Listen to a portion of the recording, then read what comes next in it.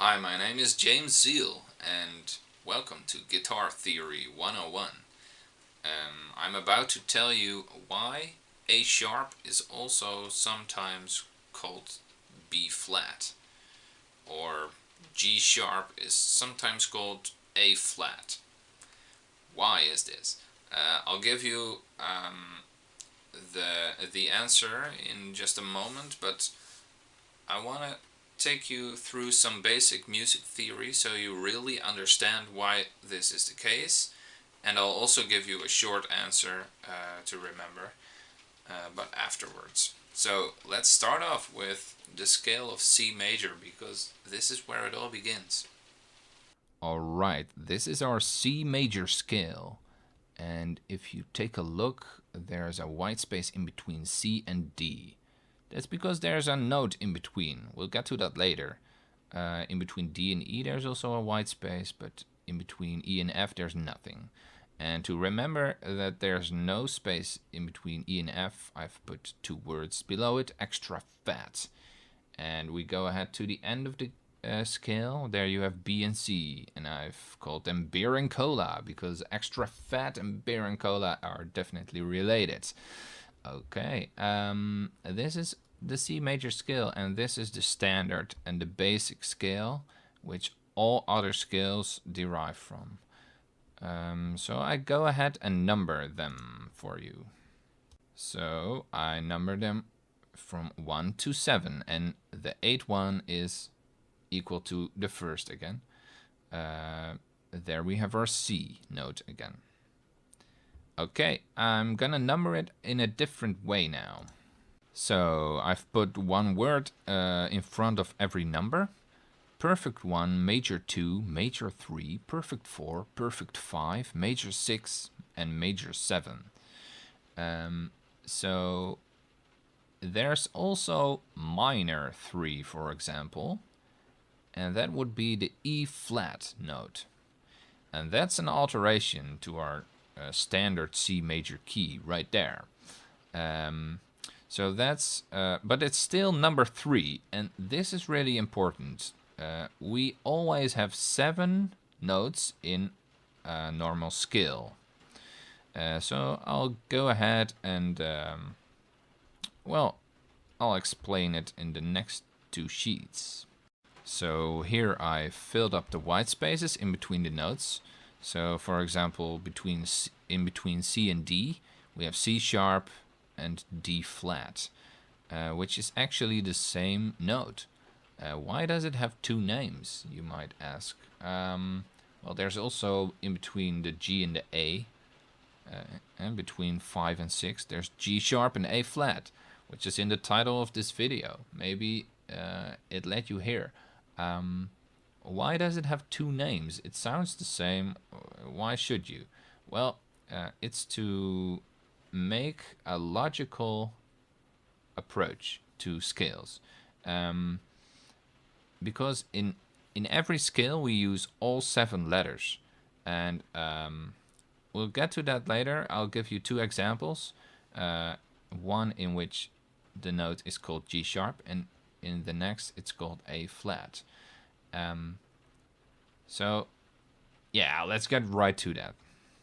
So here I've put the C major scale and the C minor scale right above each other, and here you see, for instance, the minor 3 in the C minor scale, which is an E flat, but also a minor 6, which is an A flat, and a minor 7, which is the B flat.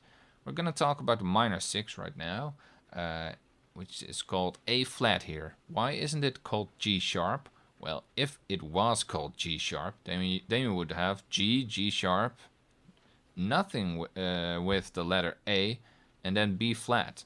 So you would skip one letter, and that's, well, less logical. I'll go ahead and show you the E major scale now. So it's here we have the C major scale and the E major scale. And if you just look at the green cells, you see they have the same code. They are both major scales, so there's no difference in there. The only difference is that they start on a different tone, but the jumps are the same. If you go ahead and look at number 3 in the E major scale, then you see that's a G sharp. Well, you could also call it A flat, but then you would have the same thing again as we had with the previous scale. Then you would have E, F sharp, A flat, A, and then B. Well, then you just skip the letter G. That's inconsistent and less logical than if you would use the G sharp. So the short answer on this question is, and the question was, why are G sharp and A flat? Why does one note have two names? Well, the short answer is, in a normal scale, in a normal diatonic scale, I should say, you should always use all 7 notes. And this is practical for comparing scales. Okay, you have it right there. You can stop watching this video if you want, if this was the answer you were looking for, but I'll take it one step further, and I think it's really useful if you just listen for a short moment. Let's go. Okay, give yourself a round of applause if you made it through here. I hope you can follow everything I'm about to say right now. Here we have the C major scale again, the C minor scale again, but now the A minor scale also. And I've put beer, cola, and extra fat underneath the letters again in A minor, just to illuminate these distances between the notes. And go ahead and take a look at the code, so the numbers from C minor and A minor, and then you might notice they are exactly the same, because they are both minor scales, both the natural minor scale, I should say. But because we start on a different note, we have different following notes, of course.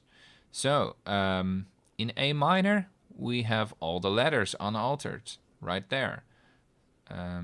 So this scale uses the same notes, the same sounding notes as the C major scale. So in the next sheet, I've put C major and A minor above each other. And you'll see those consist of the same letters, of the same notes. So my conclusion here is C major equals A minor, because they use the same letters without alterations whatsoever. Okay, I hope you understood the last one as well. And well, if you have any questions about one of the sheets, or about anything else music theory wise, don't hesitate to ask in the comment section below, because I will answer them all. And well, you can also wait for the next episode. I think I will do this every week, but let me know if you want to see more of this, because that's really important for me to know. Wait, this was a guitar video, right? Here's a finishing chord for you then. I'll see you next time. Bye bye.